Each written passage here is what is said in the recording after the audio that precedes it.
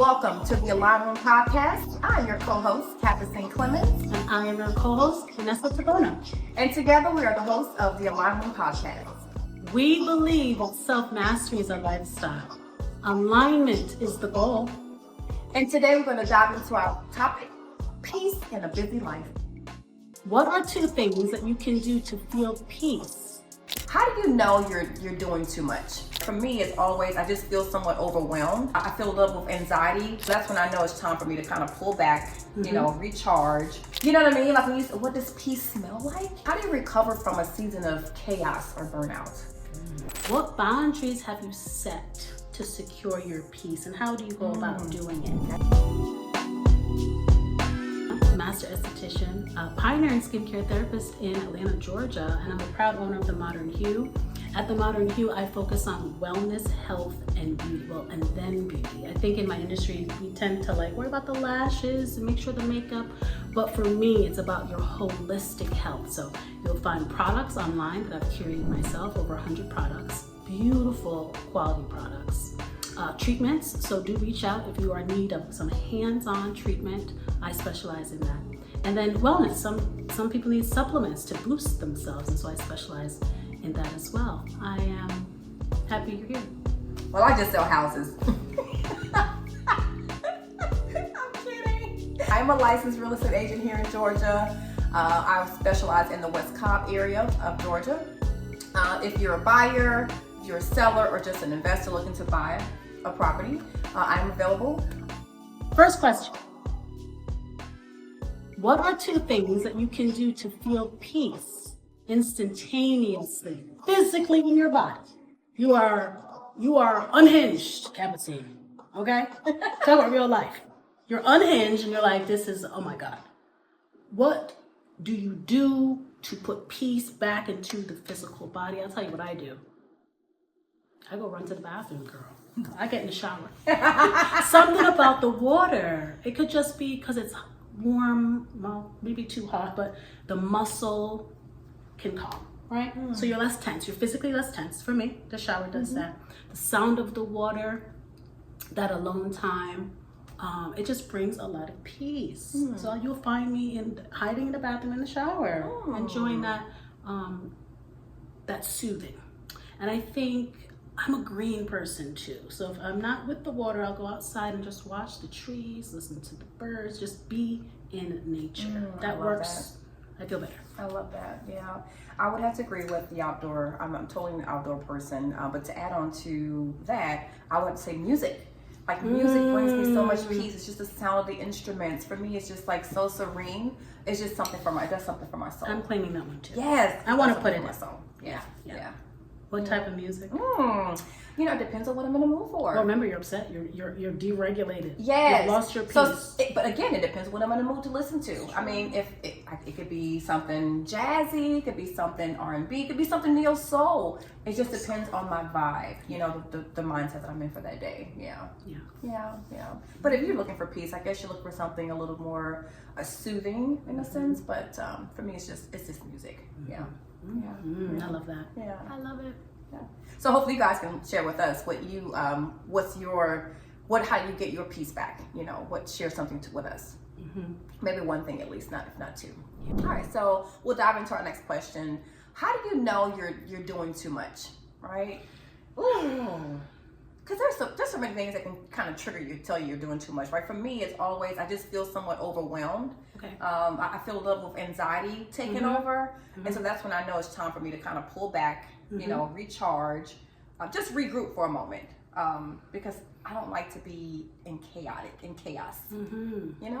Overwhelmed, anxious. Well, you know what I'll feel? Anger. I'll get angry, like I'm doing too much. When I know that I'm angry, I was fine an hour before. In the morning, I woke up great, and now there's a sense of feeling of anger and frustration. It's not necessarily crying, feeling sad, but anger. I'm doing too much if I'm angered. And so when you're angered, I mean, does that trigger something in you? Does it cause something like an outburst, or what happens? I'm curious. No, that's a good question. I think I might be prone to run my mouth, y'all. Right. Or you like to pop off at the mouth. Yeah, I might pop off at the mouth. And forgive me.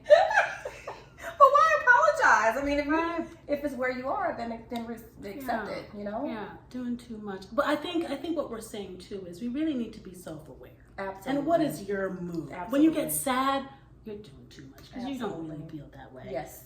Anxiety. It's not natural to be sad. No, and it's not natural to be angry. Absolutely. Oh, yeah, that's a good one. It's not normal. Let's not normal. make these things That's normal. right. Let's not normalize that. Thank you. Yes. I would have to agree. Yes. Good job. All right, so Oh. next question. Oh, Yes. Why not? what does peace smell like? We're using all the senses. I love this question. Do you like know? it just makes you think. You know what I mean? Like when you say, "What does peace smell like?" God, That's real life. yes. Yeah. I smell when I'm peaceful and calm. I smell fresh lemon. I smell florals. So Okay. yeah, if I'm feeling deregulated, I should get some florals and lemon. Yes, I like that. I like that a lot. Cater to myself in that way. Absolutely. Get those smells in the air. Yeah, and I want to piggyback off what you just said. For me, it's like lavender because it just coincides with peace and serenity. So lavender, chamomile, that's what peace smells like for me. Yeah, I mean, I even like using it on my yoga mat to clean my yoga mat. It's like a refresher, you know? But it's also like it just brings over this peace, you know, into my space. You're saying you're integrating it just throughout your life, regardless of whether you're upset or not. It's gonna constantly follow you in your day and your week. Absolutely, yes. And we were also talking about drinking it. Yes, absolutely. Outside, inside, in the air. Yeah, I mean, you know, there's different flavors of tea, but one of my go-to teas is definitely the flavor of chamomile and lavender for sure. Yes, I agree. Yeah. I'll take deeper with those ones because you know I love skincare. Inflammation. When we're angry, when we're frustrated, when you're inflamed to some degree. So chamomile and lavender. I love that. On a like biological level, perfect choice. Yes. That's what she's talking about. So, all right. So how do you recover after a season of chaos or burnout? You know, I will say there was this major chapter in all of our lives that we all kind of went through together. Right? I know. Right? And so that is the pandemic. And I feel like for me, when I went through the pandemic, it was definitely a time for me to recharge, reinvent myself. Not necessarily recharge, but reinvent myself altogether. So how did I recover from doing that? I found things that made me feel happy. I started doing more things for myself.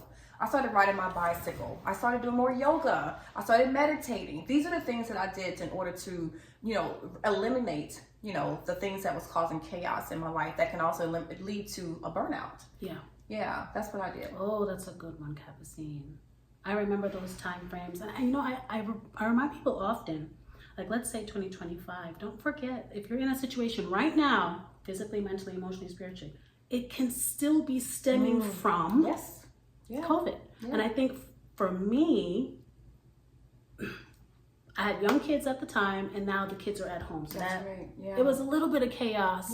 A lot of parents felt that with the digital learning. We're like, what are you talking about? Don't give me the job to do. And then you realize, well, it was always your job to do. That's right. Ooh, yeah, call them out. Okay. And then my husband, remember, businesses shut down. Yes. My husband was home, and then my business shut down. So I was. But how did how did I wiggle myself out of the chaos? I started to consolidate. I think that's the best way to put it. Okay. I'm a big fan of purging. Like when you feel like things are overwhelming, get rid of what you don't need. I love it. Right? I love that. Get rid of what you do not need. So just securing the environment. Everybody's home, so now it can't run the way it used to. That's right. You have to purge, reorganize, and streamline.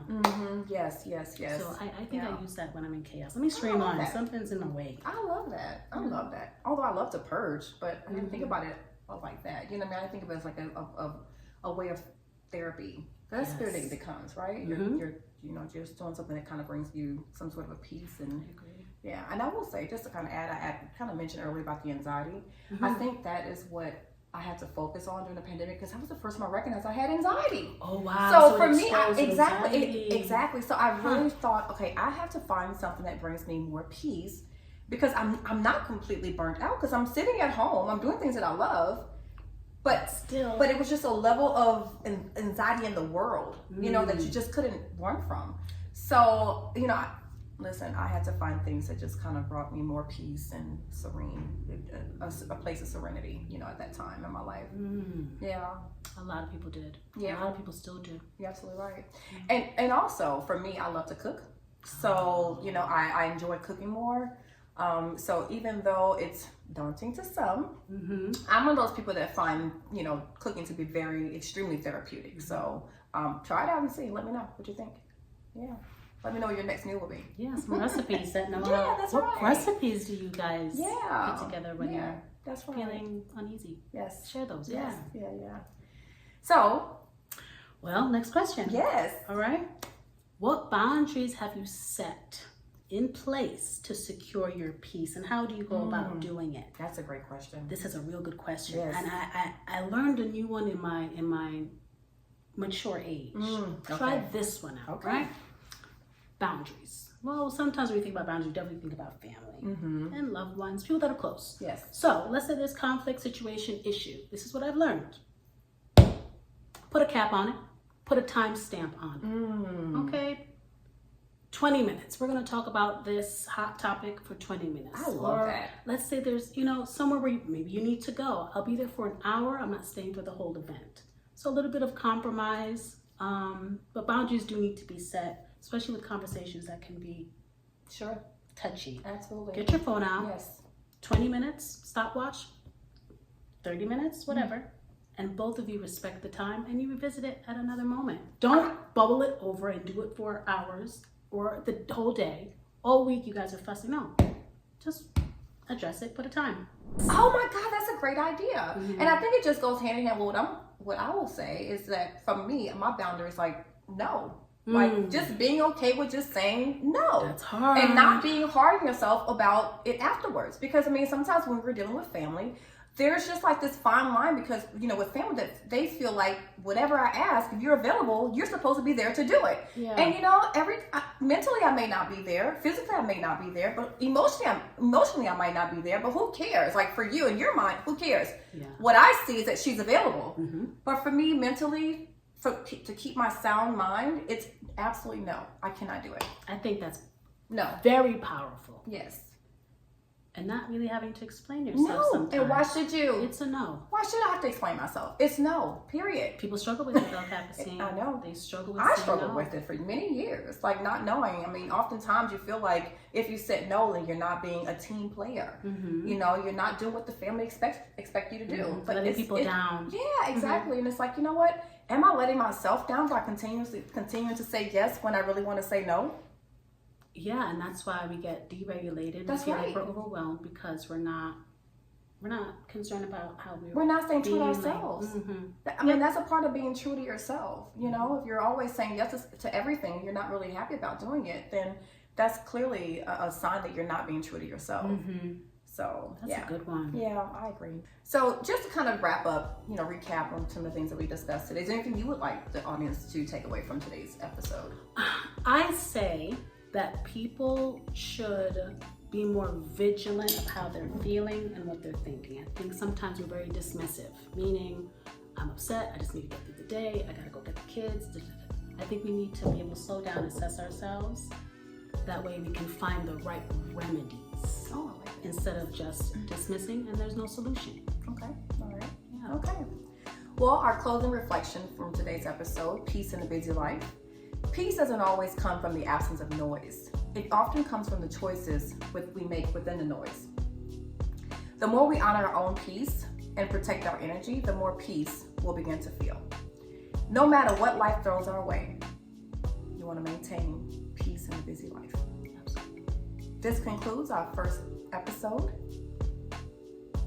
Peace in a Busy Life. Welcome to the alignment. So for more information and to connect with me, you can visit my website at www.capusineclemons.com and to connect with me, you want to jump on www.themodernhue.com.